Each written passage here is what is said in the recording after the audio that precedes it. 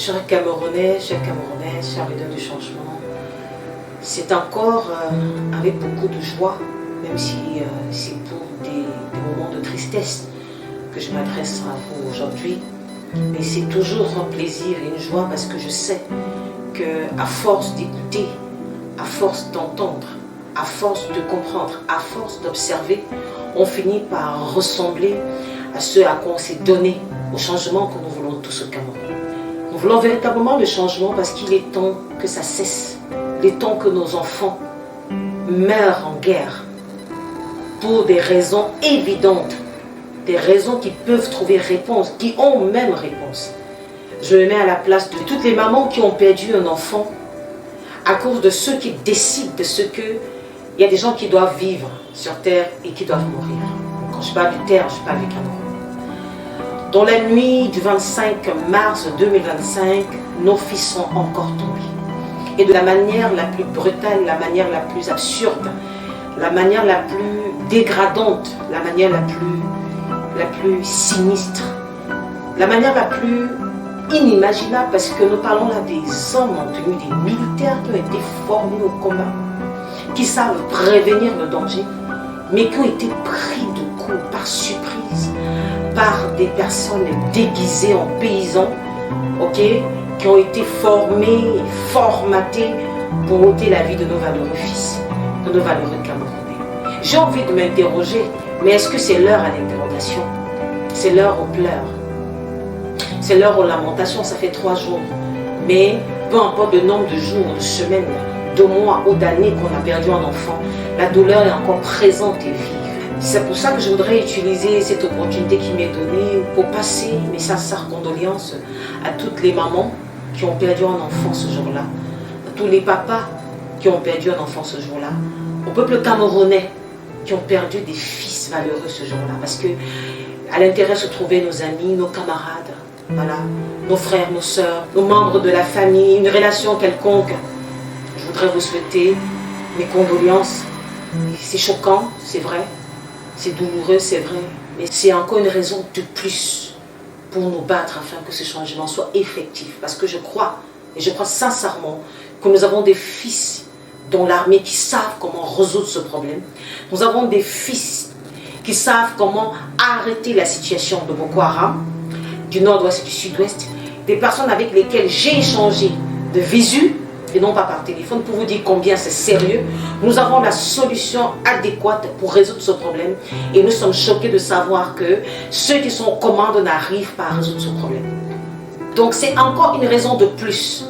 Après la mort de 11 personnes, 11 squelettes trouvés dans une plantation et 4 cadavres bien frais, après la mort de Ngabou, après la mort de 2 taximans de trop qui sont morts du côté du sud-ouest, après la mort de plusieurs de nos enfants qui tombent jour après jour dans ce pays, je crois que c'est une image de trop pour nous interpeller, à prendre nos responsabilités en main et à résoudre le problème de l'insécurité au Cameroun qui va grandissant, mais alors très grandissant au point où même dans sa propre maison, on n'a plus de sécurité.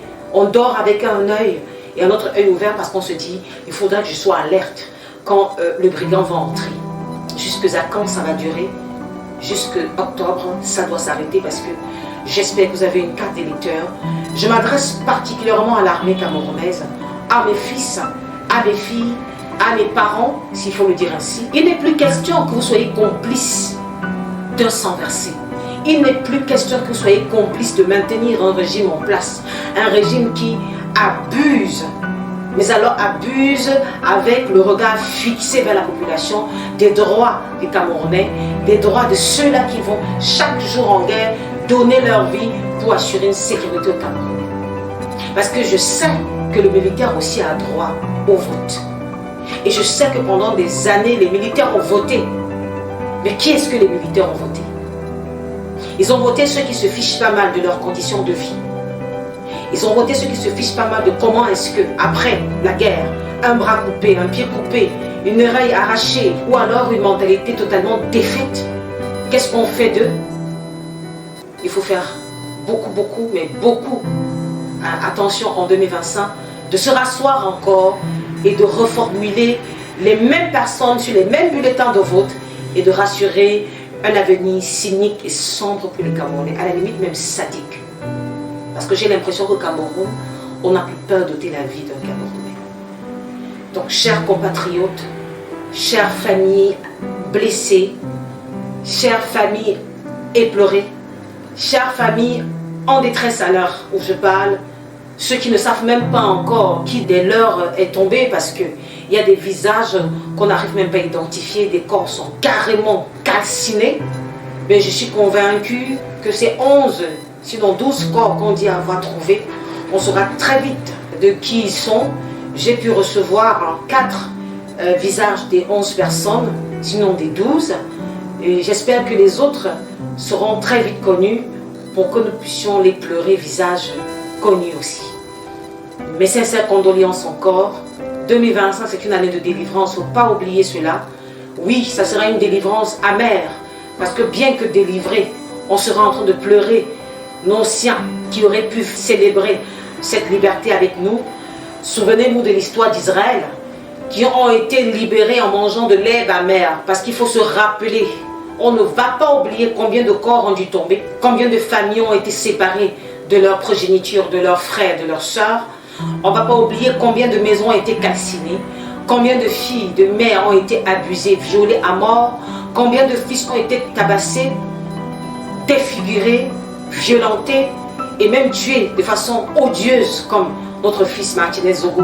On ne va pas oublier combien de familles ont été privées de leur domicile parce que quelqu'un est puissant, il a arraché leur terre. On ne va pas oublier combien de pères ont dû démissionner alors qu'ils n'avaient pas encore l'âge de la retraite parce qu'ils étaient un problème pour ce système et qu'il fallait automatiquement qu'ils s'en aillent de peur de perdre leur vie. On ne va pas oublier que la loi est violée par des hors-la-loi mais qui sont aisément en fonction et continuent de faire la loi.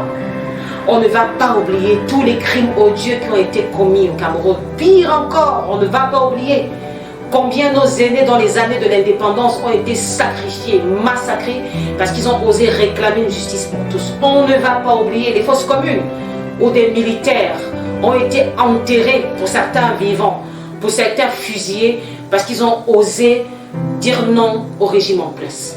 On ne va rien oublier. Ça sera une victoire, même si ça sera une victoire amère. Oui, et il sera encore plus question de nous rassurer que les livres d'histoire que nos enfants vont lire, les livres d'histoire que nos enfants vont étudier, seront des livres d'histoire où l'histoire de tous ceux qui ont existé et qui sont battus pour la libération de ce pays, tant avec la tenue de nos forces armées, en tant que civils, ou journalistes, ou administratifs, ou enseignants, on ne va pas oublier de mentionner cette histoire dans les livres d'histoire. Parce que certes, le Cameroun sera libéré de la main du gourou ou du courroux de ceux qui nous gouvernent, mais en même temps, le Cameroun ne va pas oublier qui a payé le prix fort pour cela. Certes, nous sommes en vie aujourd'hui et nous parlons. Mais chers militaires, nous savons exactement les efforts que vous fournissez. Nous savons combien vous croupissez sous la misère des salaires que vous recevez. Nous savons que même les primes de 20 mai, vous ne les avez pas. Les primes de guerre, vous ne les avez pas. Nous savons que vous croupissez sous un logement de misère parce que n'ayant pas les moyens de vous approprier ou de vous procurer, autant pour moi, un logement digne de ce nom. Nous savons tout ça. C'est pour ça que nous vous promettons que si jamais il vous vient à l'esprit d'être des véritables soldats et combattants de l'honneur du Cameroun et pas de l'honneur d'un homme, parce que vous ne vous battez pas pour un homme mais pour les institutions. Vous n'êtes pas au service d'un homme mais pour des institutions. Alors qu'il vous vienne à l'esprit qu'en 2025 vous allez voter pour les institutions et non pour un homme. Vous allez voter pour le changement parce que vous êtes mieux placé que ce soit le service de renseignement. Vous êtes mieux placé que ce soit les services secrets. Vous êtes mieux placé que ce soit la gendarmerie, que ce soit le BIR, que ce soit l'armée de l'air ou l'armée de terre, l'armée marine, que ce soit la police, que ce soit une unité spéciale quelconque que nous ne savons pas, parce que c'est possible, que ce soit toute personne qui est en charge de la sécurité et de la défense de ce pays. Vous savez ce qui se passe. Ce que nous ne pouvons même pas savoir, vous le savez. C'est pour cela que vous allez voter pour le bien-être du Cameroun. et non pour l'engraissement et l'enracinement d'un régime qui a passé son temps à verser du sang et qui n'est pas prêt à s'arrêter tout de même. Parce que même si aujourd'hui il y a transition et que c'est le même système qui transite, ce sera le même massacre. Nous parlons aujourd'hui comme nous parlons avec la peur dans le ventre, sachant qu'un peut se lever un matin et estimer que nous n'avons pas droit à la parole. Mais nous parlons avec confiance et avec assurance que le Dieu de tout pouvoir et le Dieu qui donne la vie, qui décide de qui meurt et qui vit, gouverne nos vies et nous protège. Alors, nous sommes convaincus que bien qu'après notre mort, vous vivrez, ou certains qui vivront, vous allez continuer ce combat, mais personne ne nous arrêtera au milieu du chemin. Parce que nous ne sommes pas là pour servir un système particulier, nous sommes là pour servir la nation camerounaise et nous répondons oui chef devant celui qui a droit à notre révérence, Dieu le Tout-Puissant. Je ne finirai pas sans davantage passer mes condoléances à toutes les familles et pleurer. Vraiment, nous sommes désolés de ce massacre, de ces douleurs et de ce poids qui pèse sur vous. Nous parlons en tant que fils, mais nous sommes distants de la douleur que vous pouvez endurer en tant que parents, ton oncle, tante et consort.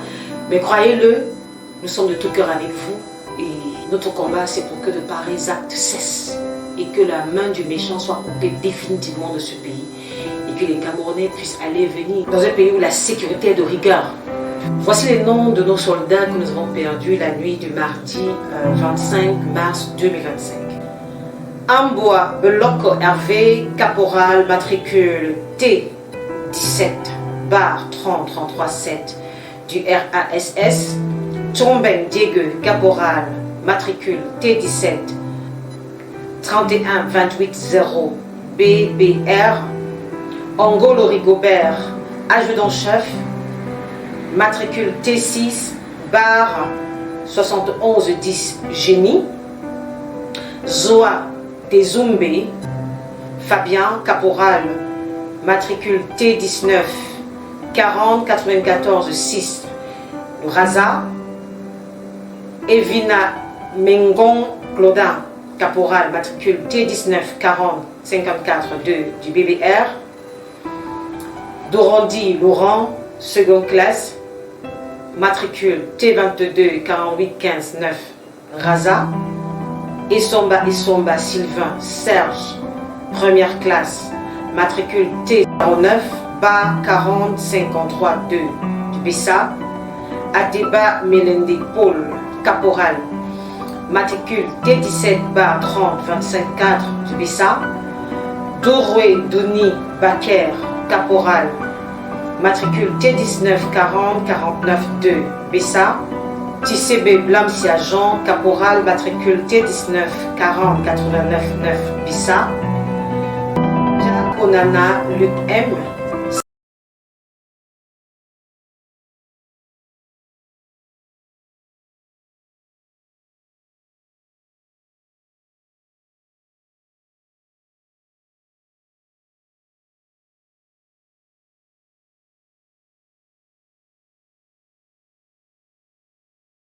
sergent, matricule T15 25 74 1 Beta. Voici des soldats que nous avons perdus et nous ne cesserons d'envoyer nos condoléances aux familles pleurées en leur promettant que cette année 2025, nous faisons notre possible pour que plus jamais de cette façon nous n'ayons à pleurer nos enfants. Merci encore pour votre temps.